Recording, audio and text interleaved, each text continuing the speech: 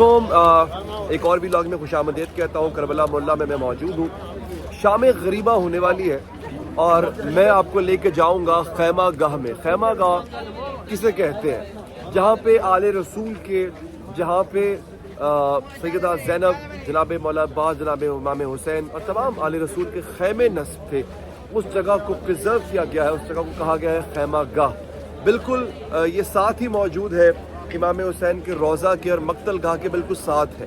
वहाँ पे किस किस का खैमा कहाँ कहाँ लगा हुआ था, वहाँ का नज़ारा मैं आपको कराऊंगा, वहाँ की ज़ियारत मैं आपको करवाऊंगा इंशाअल्लाह। मैं आपको खैमा गाह लेके चलूँगा। और यहाँ पे जब शाम गरीबा, आपने बहुत शाम गरीबा देखी होगी, करबला में जो शाम गरीबा होती है आपको मैं वो दिखाता हूँ कि करबला में किस तरह से यहाँ पे इस वक्त जहाँ मैं मौजूद हूँ जो ज़ायर हैं वो शाम गरीबा कैसे मनाते हैं। वो शाम गरीबा जब सकीना बिन्त हुसैन अकेली रह गई, अपने बाप के लाश के सीने के ऊपर सर रख के सोना चाहती थी, मगर शिमर लईन ने तमाचे मार के उठा दिया। जब इन सादात के खैमों को आग लगा दी गई, बापर्दा ख़वातीन, बापर्दा मस्तूरात, बापर्दा शहजादियाँ वो खैमों से निकलने पर मजबूर हुई, उन्हें कैद किया गया। तो आइए मैं आपको खैमा गाह की तरफ लेके चलता हूँ।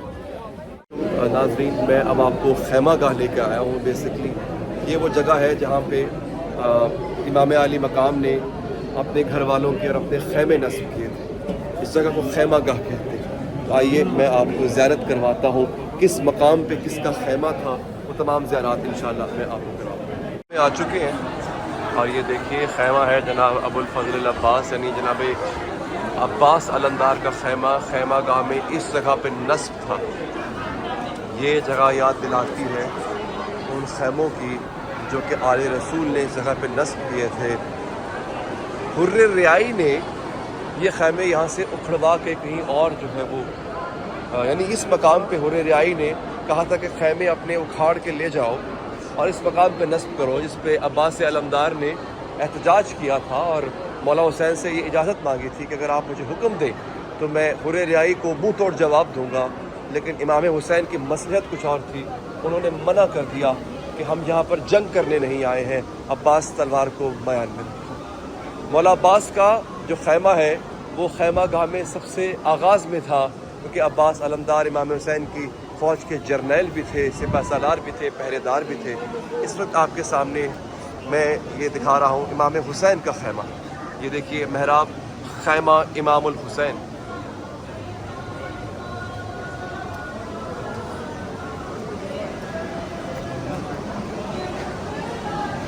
इमाम हुसैन के खैमा की ज़ियारत आपने की। यहाँ पे मेरे आका इमाम अली मकाम इमाम हुसैन का जो खैमा है वो नस्ब था। ठीक इसके पीछे, इस खैमे के पीछे आप हैरान होंगे जान के कि भाई और बहन की कितनी मोहब्बत थी, कि ठीक इस खैमे के पीछे ये देखिए जनाब ज़ैनबुल कुबरा का खैमा मौजूद है। सानिया ज़हरा जिन्हें कहा जाता है, फ़ातिह करबला जिन्हें कहा जाता है। करबला की जंग को, बेसिकली करबला की जंग एक प्रोपोगंडे की जंग थी। यजीद ने प्रोपोगंडा किया कि बागी हैं ये, खिलाफत के बागी हैं, इनको मार दिया जाए। और उस प्रोपोगंडे को नाकाम बनाने वाली जो है वो सैयदा सानिया ज़हरा बीबी ज़ैनब सलामुल्लाह अलैहा हैं। उनको बंदी बना के, कैदी बना के इराक़ से शाम तक का उनसे सफ़र करवाया गया, बाज़ारों गलियों कूचों में ले जाया गया और वहाँ पे उन्होंने जो तकारीर किए, जो खुतबे दिए हैं, उसमें उन्होंने यजीद के प्रोपोगंडे को नीस्तो नाबूद कर दिया। ये खैमा है बीमार करबला इमाम ज़ैनुल आबिदीन का, जो कि मौला हुसैन के सबसे बड़े बेटे थे, जंग में शहीद नहीं हुए, बीमार थे। जंग का उसूल है बीमार जंग में हिस्सा नहीं लेता और बीमार पे नहीं हाथ उठाया जाता है। मसलहत खुदाबंदी ये थी, क्योंकि इमामत को आगे चलना था, नस्ल हुसैनी को आगे चलना था, इसलिए जनाब इमाम ज़ैनुल आबिदीन अलैहिस्सलाम को बीमार कर दिया गया ताकि उन पे जंग की सख्तियाँ जो हैं या जंग उन पे लाजिम न ठहरे और वो जंग में शहीद ना हो, क्योंकि नस्ल हुसैनी को आगे बढ़ना था। ये खैमा गाह है नाज़रीन, यहाँ पे बहुत से लोग मौजूद हैं जो कि आप देख सकते हैं कि नमाज अदा कर रहे हैं, मनाजात कर रहे हैं, इबादत कर रहे हैं। खैमा गाह का ये हिस्सा यहाँ पे ख़त्म नहीं होता, इसके पीछे कुछ और भी खैमे हैं जहाँ मैं आपको लेके जा रहा हूँ नाज़रीन। वहाँ पे एक मज़लूम का खैमा है, एक ऐसे मज़लूम का जो दुर्रे यतीम है, जो करबला का यतीम है, करबला का जवान है। उससे ऐसी जंग लड़ी कि फ़ौजी अशकिया हैरान रह गई थी। اس سے ایسی جنگ لڑی کہ ہاشمی بھی حیران رہ گئے تھے. عباس علمدار جو کہ اس کے استاد تھے, اس کی اس جنگ کو دیکھ کے حیران رہ گئے تھے. تو یہ جنگ لڑنے والا کوئی اور نہیں ہے.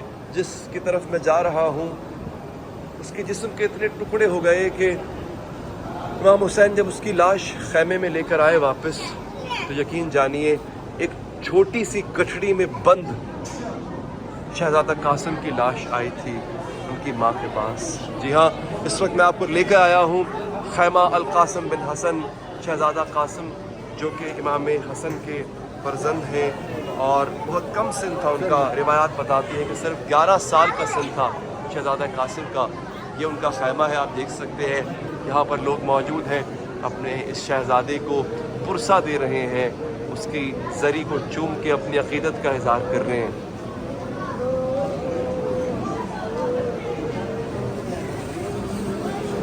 شام غریبہ ہو چکی ہے دوستو. یہی وہ خیمے تھے کہ جن کو آگ لگا دی گئی. اب سے تھوڑی دیر کے بعد سکینہ اس بیابان جنگل میں اپنے بابا کو ڈھونڈے گی, لیکن اس کے بابا کی سر کٹی ہوئی لاش ریگستان میں پامال پڑی ہوگی, جس کو فوج اشقیاء کے گھوڑوں نے پامال کیا. شام غریبہ وفا ہوا چاہتی ہے. خیمہ گاہ سے نکلنے کے بعد ہم یہاں باہر آ چکے ہیں اور یہاں پہ آپ دیکھ رہے ہیں کہ شمع روشن. شام غریبہ ہو چکی ہوئی ہے. شام غریبہ اندھیر نگری تھی, اندھیرا تھا ہر طرف. آل رسول ریگستان میں جنگل میں اکیلے تھی. تو جو شمعیں جلائی جاتی ہیں بیسکلی یہ اس یاد میں جلائی جاتی ہیں, روشن کیا جاتا ہے خیمہ گاہ کے قریب جو جگہ ہیں ان کو, اور شام غریبہ کو تازہ کیا جاتا ہے, یاد کیا جاتا ہے شمعیں جلا کے. یہ آپ دیکھ سکتے ہیں کہ یہاں پہ بے شمار لوگ ہیں, اور یہ صرف ایک مقام نہیں ہے جہاں پہ لوگ شمعیں جلا رہے ہیں. ایسے بے شمار مقامات ہیں کربلا میں جہاں پہ شمعیں جلیں گی. آگے میں آپ کو نہر القمہ پہ لے کے جاؤں گا جہاں پہ شمعیں جلا رہے ہوں گے لوگ, بہت زیادہ تعداد میں جلا رہے ہوں گے لوگ. تو وہاں پر بھی میں آپ کو بتاؤں گا کہ کس طرح سے شمعیں جلا کے ایک نذرانہ عقیدت ہے جو کہ پیش کیا جاتا ہے کربلا والوں کو. شام ڈھل چکی ہے, مغرب ہو چکی ہے. تمام جو مرد ہیں اہل بیت کے اور 72 ساتھی جو ہیں امام حسین کے وہ شہید ہو چکے ہوئے ہیں. اب رہ گئی ہیں تو صرف تنہا عورتیں, صرف تنہا بی بی زینب رہ گئی ہیں, سکینہ تنہا رہ گئی ہیں. بی بی زینب جو ہے وہ حسین کا کردار نبھا رہی ہیں, بی بی زینب عباس کے کردار نبھا رہی ہیں. علی کے لہجے میں للکار رہی ہیں فوج اشقیاء کو کہ خبردار ہمارے خیموں کا رخ کیا تو. لیکن کیا کریں, خیموں کو آگ لگ چکی ہوئی ہے, اب ہر طرف اندھیرا ہے. اسی اندھیرے کو کم کرنے کے لیے یہاں پہ جتنے بھی زائرین آتے ہیں ناظرین وہ شمعیں جلاتے ہیں اور نذرانہ عقیدت پیش کرتے ہیں.